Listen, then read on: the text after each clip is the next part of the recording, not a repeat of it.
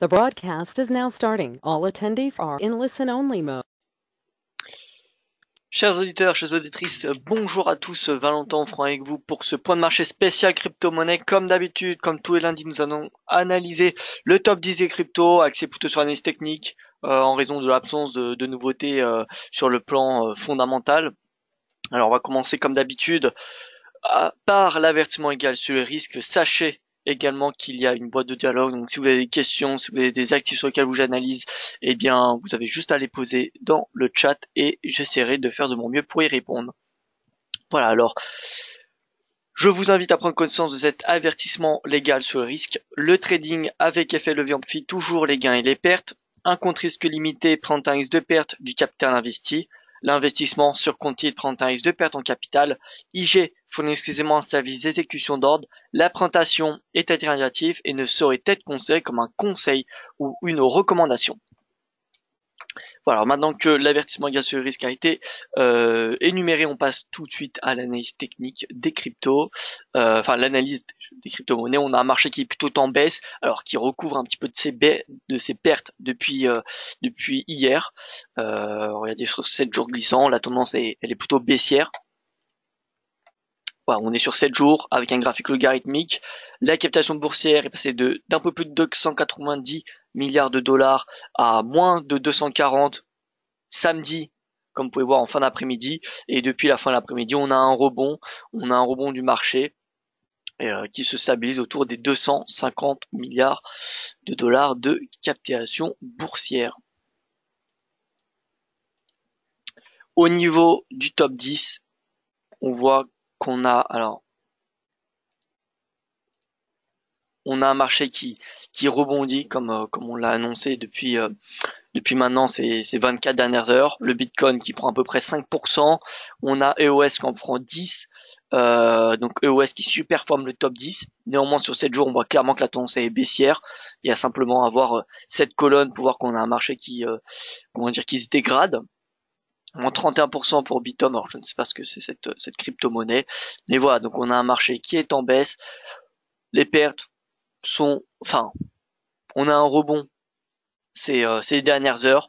Maintenant voilà, faut bien avoir en tête que la tendance de moyen et long terme est pour le moment baissière pour les cryptos. La tendance depuis le début de l'année est baissière. On a d'ailleurs le Bitcoin qui a rejoint un plus bas ce week-end, un plus bas depuis le mois de décembre 2017. Vous voyez, sous 5000 dollars. Faut remonter, à novembre 2017 pour retrouver un prix similaire à ce qu'on a connu hier. En 4 heures, on peut constater qu'on a un canal baissier sur la plupart des crypto-monnaies avec certaines divergences, vous voyez, qui sont tradables en intraday, mais on voit clairement que l'opportunité elle se fait plutôt à la vente en ce moment. Euh, Même si on a une divergence, vous voyez, depuis hier, eh bien on a voilà un cours qui au mieux rebondit de on va dire 10% et ensuite on a un nouveau moins 15, moins 20 qui arrive sur les marchés. Regardez, là on a une divergence, validation de la divergence, vous voyez on a du point bas au point haut un 10% et ensuite on a une baisse de 20.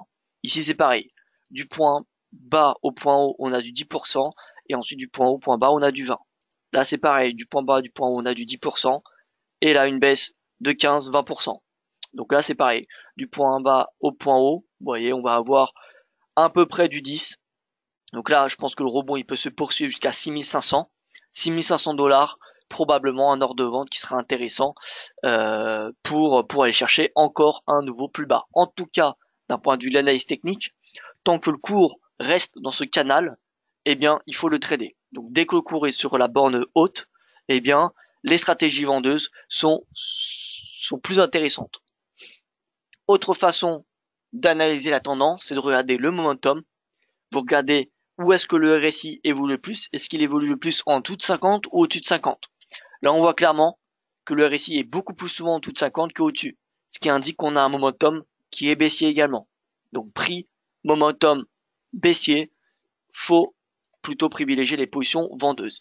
Est-ce qu'on va avoir un rebond jusqu'à 10 000 dollars? Eh bien écoutez, j'aimerais qu'il y en ait un, mais techniquement pour le moment on n'a aucun signal qui indique un rebond, mis à part, regardez, une divergence sur le graphique journalier. C'est la première fois depuis le mois d'avril qu'on en a une, mais c'est pas suffisant, c'est encore loin d'être suffisant pour estimer tout rebond. En tout cas, c'est beaucoup trop tôt, parce qu'une divergence peut se creuser. Pas parce qu'on en a une que le RSI peut pas, enfin que le prix ne peut pas encore inscrire un nouveau plus bas. Donc voilà, c'est pas parce qu'on a une divergence qu'on va automatiquement avoir le rebond. Une divergence, ça peut prendre du temps, ça peut prendre une semaine, comme ça peut prendre 2 mois à s'activer. Donc voilà, tant qu'on n'a pas sur le prix un signal bullish, on restera vendeur. Et vous voyez que la moyenne mobile à 20 jours fait office de résistance dans cette tendance baissière. Donc voilà, si on a le prix qui est au contact de la moyenne mobile à 20 jours et sur graphique 4 heures, le prix qui teste cette oblique, eh bien ça sera deux signaux qui seront clairement baissiers pour shorter le Bitcoin et viser à moins 20%, tout simplement. Donc voilà, Bitcoin pour le moment c'est un peu le wait and see. Là on va probablement avoir dans les prochaines heures, on va dire jusqu'à demain, un rebond jusqu'à 6500 et ensuite très probablement une nouvelle baisse jusqu'à les 5700, voire même plus bas.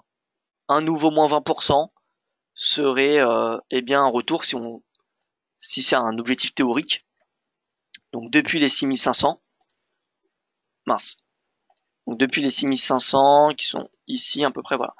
Un moins 20, vous voyez que ça fait 5002, donc en clair, les 5000 $.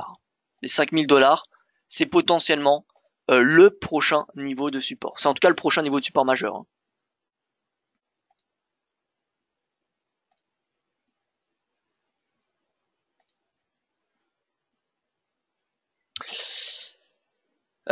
Voilà, alors que dire de plus sur le marché?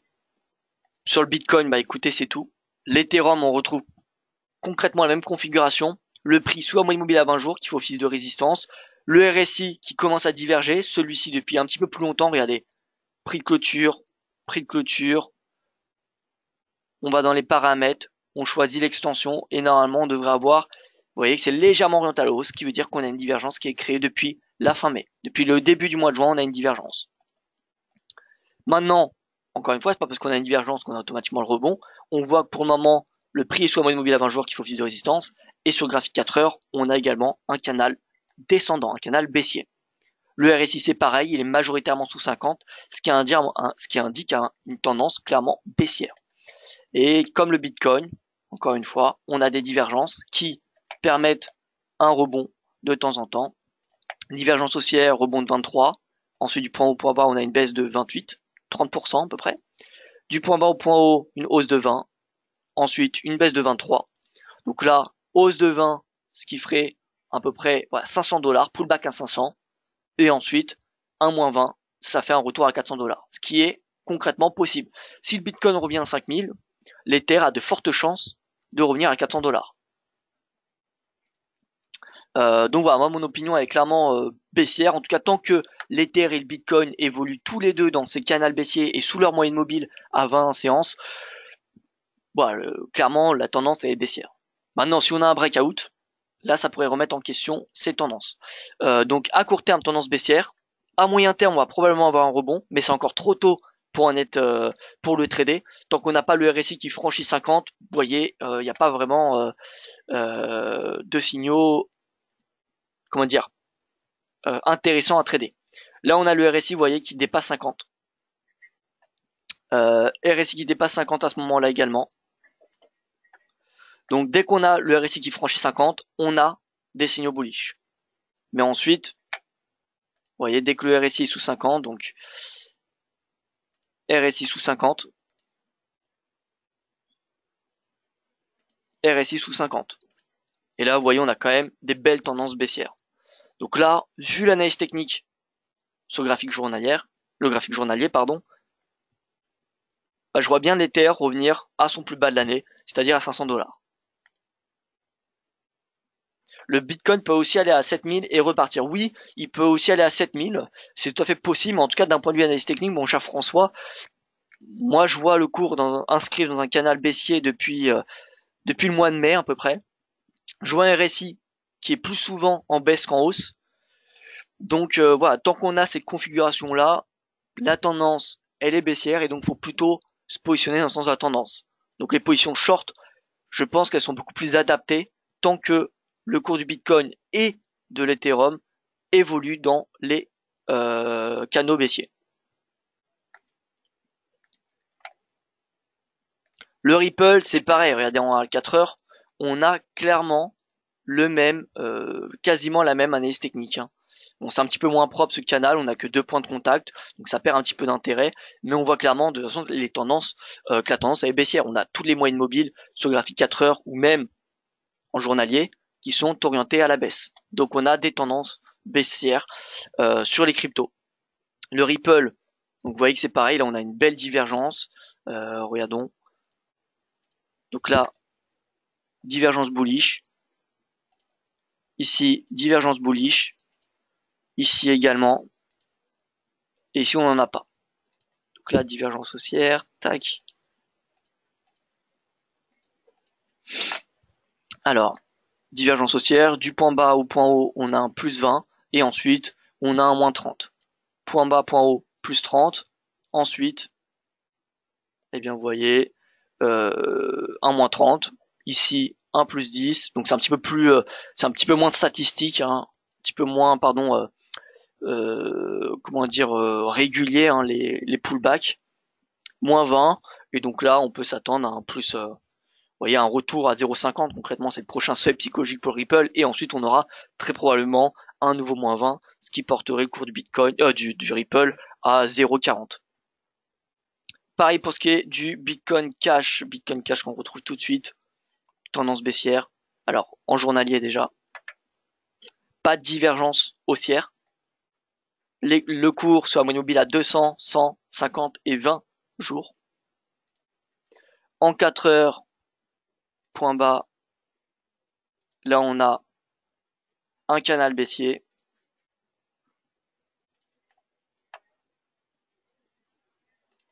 On a des divergences de temps en temps.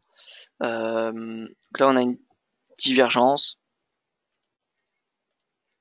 Ici également, divergence haussière. Et là, pas de divergence. Et donc là, c'est pareil, on fait une petite étude, donc statistique. Bon là, cette divergence n'a eu aucun impact sur le prix, donc on l'oublie. Là, on a une hausse de 40%, une baisse de 30. Hausse de 15, baisse de 30. Donc vous voyez que on a souvent des baisses de 30%. Donc là, on va probablement avoir un prix qui va revenir à cette résistance. En tout cas, si c'est le cas, on pourra anticiper encore un moins 20, moins 30% sur le Bitcoin Cash. On voit clairement que la majeure partie des cryptos sont inscrits dans des tendances baissières. Et c'est vraiment dans ce sens, je pense, qu'il faut trader. Donc on va passer à EOS sur la plateforme TradingView, étant donné qu'elle n'est pas sur ProRealTime, sur la plateforme ProRealTime, EOS USD.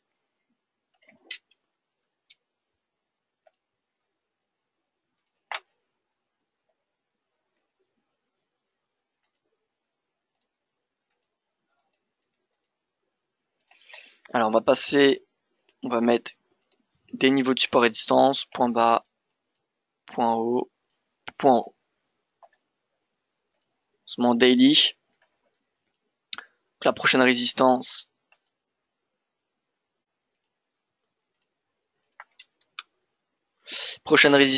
elle est à peu près, vous voyez, 8, en dessous de 10 $.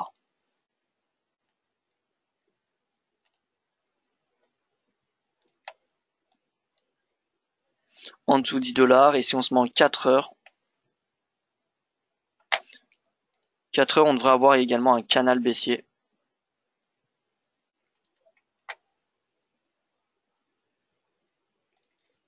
On se met en log. Très important de se mettre en logarithmique sur les cryptos, étant donné qu'elles sont très volatiles. Ah oui, par contre, le log avec, hop, voilà, le problème c'est que le log sur TradingView avec les droites linéaires, ça ne fait pas une bonne chose. Bon, en tout cas, c'est globalement pareil. Vous voyez qu'on a des divergences de temps en temps qui permettent un rebond du prix, mais clairement, les impulsions baissières sont beaucoup plus importantes que les impulsions, enfin les rebonds. Donc là, on va probablement avoir un rebond, vous voyez, de EOS jusqu'à 7 obliques haussières. Et dès qu'on aura un retour à cette oblique, ou même à la moyenne mobile à 20 jours, moyenne mobile à 20 jours qui se situe, vous voyez, à peu près donc 10,93 $. Dès qu'on a un retour à 10,93 $, ça peut être un prix d'entrée intéressant pour passer à la vente. Je dis bien ça peut être. C'est pas parce que le prix arrive à une moyenne mobile qu'il faut directement vendre. Il faut attendre davantage de signaux. Mais en tout cas, vers cette zone de prix, vers cette oblique, vers cette moyenne mobile, c'est un niveau de prix qui est intéressant pour passer vendeur. Et par contre, si on a un breakout de cette moyenne mobile et de l'oblique baissière, ce sera clairement deux signaux bullish. Voilà. Donc ces deux symboles, je dirais l'oblique baissière et la moyenne mobile à 20 jours, que ce soit sur EOS, mais également sur Bitcoin, sur l'Ether, peu importe, ces deux symboles baissiers pour le moment. Et qui donc, si ces symboles sont dépassés, ça serait des bons signaux d'achat. Et qui permettraient de valider les divergences haussières qu'on a. Alors pas sur EOS, pas sur le graphique journalier de l'EOS, mais sur le Bitcoin, on l'a vu. Bitcoin, en journalier, on a une div haussière. Sur l'Ether, c'est pareil, on a une div haussière. Bitcoin Cash, on n'en a pas. Ripple, on n'en a pas. Mais donc, vous voyez, sur les deux plus grosses cryptos, on a déjà des divs haussières. Sur le Litecoin, on continue. Litecoin qui continue à perdre du terrain.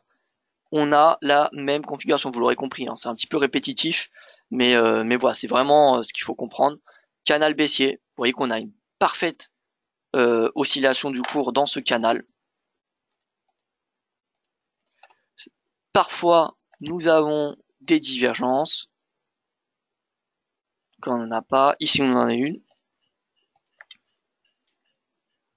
Ici nous en avons une également. Et ici on a une pseudo, alors je ne pense pas en fait. Extension, ça va à la baisse, donc non, on n'a pas de divergence. On n'a pas de divergence à ce moment-là. Mais bon, vous voyez que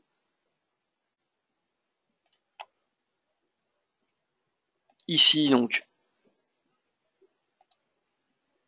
point bas, point haut, on a un moins 40, plus 16, moins 30, plus 13, moins 30.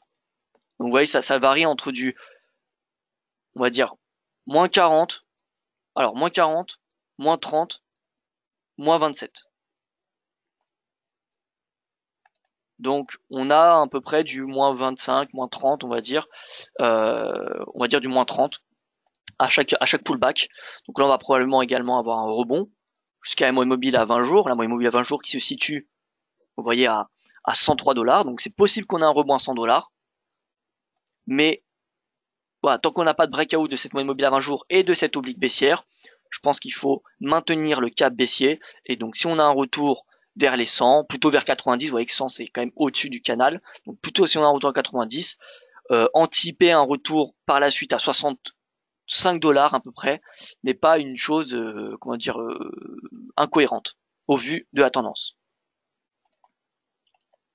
Alors je ne sais pas si vous êtes d'accord avec moi, hein, si vous êtes d'accord ou si vous n'êtes pas d'accord, n'hésitez pas à le partager, hein, c'est très intéressant de toute façon de partager les différentes opinions. On continue sur XLM en attendant votre feedback. Alors XLM, pardon.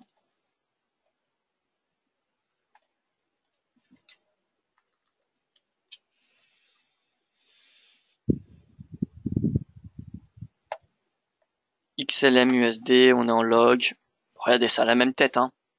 On va le superposer juste avec le Bitcoin USD et l'Ethereum USD qui sont les deux plus grosses crypto-monnaies, hein. Donc voilà, on a quelques exceptions de temps en temps, mais la plupart des cryptos, j'irai sur le top 10, 90% des cryptos suivent la tendance du Bitcoin ou de l'Ethereum. Voilà, si Bitcoin et Ethereum sont tous les deux baissiers, Bitcoin et Ether, pardon, sont tous les deux baissiers, eh bien on a des fortes chances que l'ensemble des cryptos soient orientés à la baisse. Et là on voit clairement des cours qui sont corrélés. Donc voilà, on pourrait même se stopper à faire analyse Bitcoin et Ether, parce que si les deux convergent, on a un marché qui est dans la même direction. Voilà, maintenant si on a un Bitcoin en baisse et un Ether en hausse, là on peut faire du cas par cas, mais là vous voyez clairement que la technique se répète pour le top 10 des cryptos. Donc là on retrouve pareil, hein. Qu'est-ce qu'on a? On a un canal baissier. On a, voilà, bon, on peut pas malheureusement tracer cette droite. Mais bon, par exemple, si on fait ici, bon, du coup, ça va pas être un canal linéaire, mais vous voyez que si on prend les plus bas également, là, on a un rebond, on a une div ici, une divergence haussière, une divergence haussière. Là, on n'a pas de divergence haussière, mais bon, on peut avoir quand même un rebond. La moyenne mobile à 20 jours, elle se situe juste en dessous de l'oblique baissière, tout comme les autres crypto-monnaies, hein. Et donc, un retour aux alentours des 0,23, 0,24, on va dire, pardon. Alors 0,23 me dit cette moyenne mobile alors qu'elle est au-dessus. Alors je pense qu'il y a un problème sur l'échelle. Il doit y avoir un problème.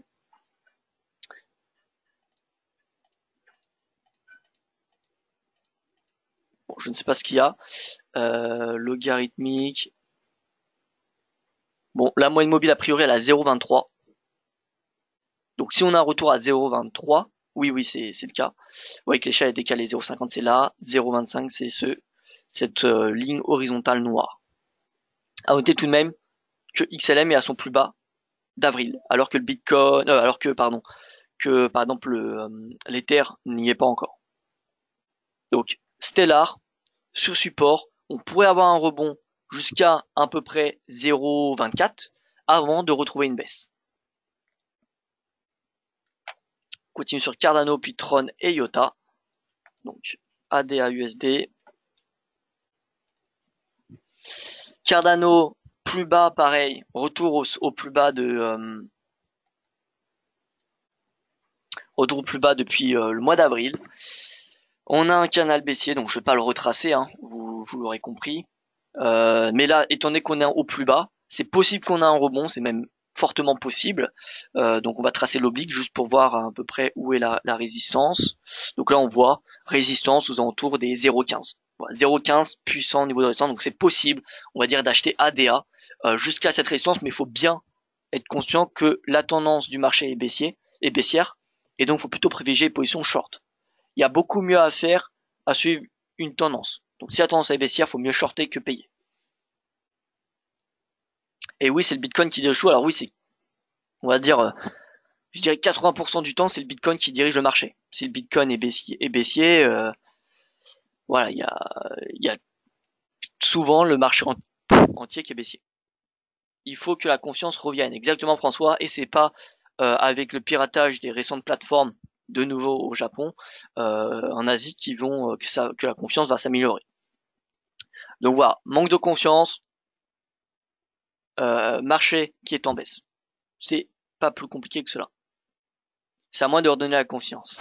Eh bien écoutez, achetez tout le monde les cryptos. Non, je rigole. Non, il y a vraiment, d'un point de vue fondamental, il n'y a pas de justification qui viendrait soutenir ce marché. Donc voilà, apparemment, on le voit très bien d'un point de vue technique, la tendance est baissière. D'un point de vue fondamental, c'est pareil, on a beaucoup moins, on a même quasiment plus d'euphorie, ce qui permet également d'assainir le marché, hein, finalement. Et donc voilà, ça me fait penser un petit peu au VIX. Souvenez-vous, le VIX l'année dernière, l'automne dernier, VIX à 9 points, ceux qui vendaient le VIX, on avait soit les débutants, enfin soit ceux qui connaissaient rien au marché, ou soit ceux qui connaissaient, eh bien, savaient que voilà, vendre le VIX à 9, c'était pas envisageable parce que c'est comme si vous envisagiez d'avoir moins de 1 sur 20 au prochain contrôle. Voilà, faut presque le faire exprès. Donc là, ça me fait penser au VIX, c'est-à-dire que on a un marché qui se déprécie énormément. Donc voilà, au bout d'un moment, on pourra pas faire pire.